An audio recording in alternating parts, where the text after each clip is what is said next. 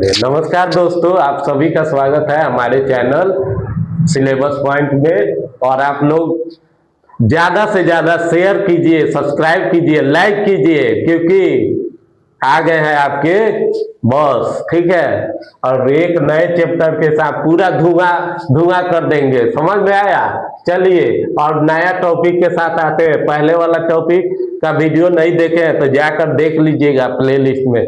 ठीक है, तो चलिए अब बढ़ते हैं अपने नेक्स्ट टॉपिक पर। क्या है टॉपिक हमारा? देखिए, अनुवांशिकी या जेनेटिक्स, ये क्या है इसके बारे में हमको जानना है।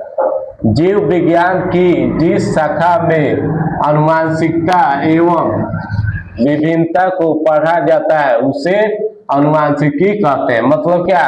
अनुवांशिकता और एक क्या है? विभिन्नता। ये दोनों को पढ़ा जाता है, स्टडी किया जाता है, उसको अनुवांशिकी कहते हैं। ठीक है, या जेनेटिक्स भी बोल सकते हैं। समझ में आया? और विभिन्नता क्या होती है ये देखना है।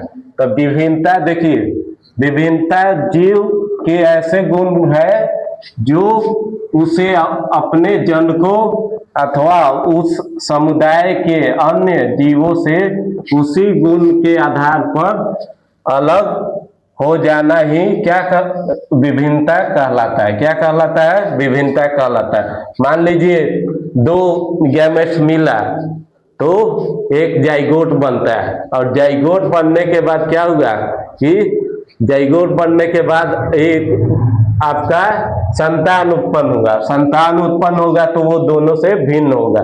भिन्न क्यों होगा?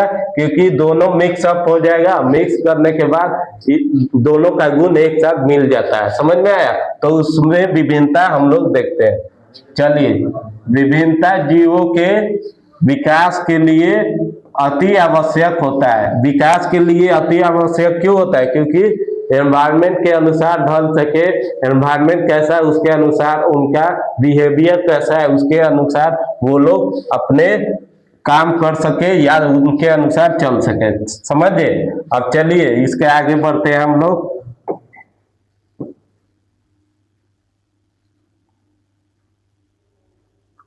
अब चलिए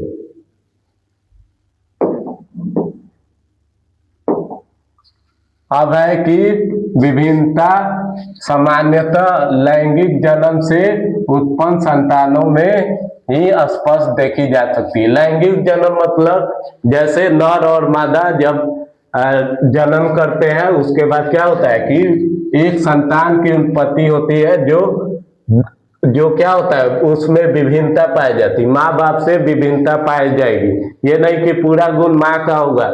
जैसे एक्स होता है, एक होता है एक्स वाई, समझे?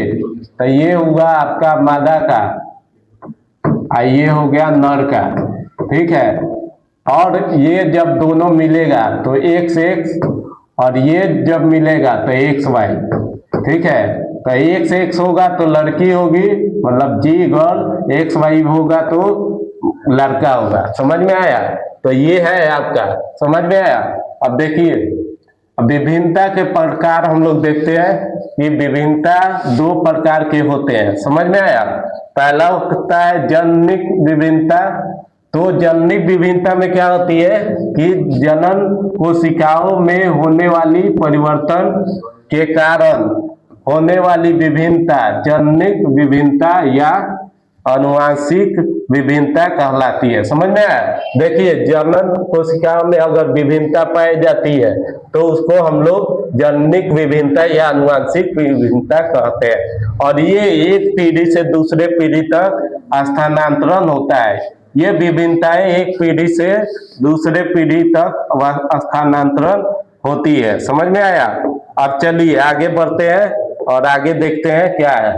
दूसरा हमारा है कायिक विभिन्नता। ठीक है, तो कायिक विभिन्नता वैसी विभिन्नता है जो गुण सूत्र के गुणों में विभिन्नता के कारण उत्पन्न नहीं होते हैं, बल्कि अन्य कई कारणों जैसे जलवायु एवं वातावरण के प्रभाव से उपलब्ध होते हैं। समझ में आया?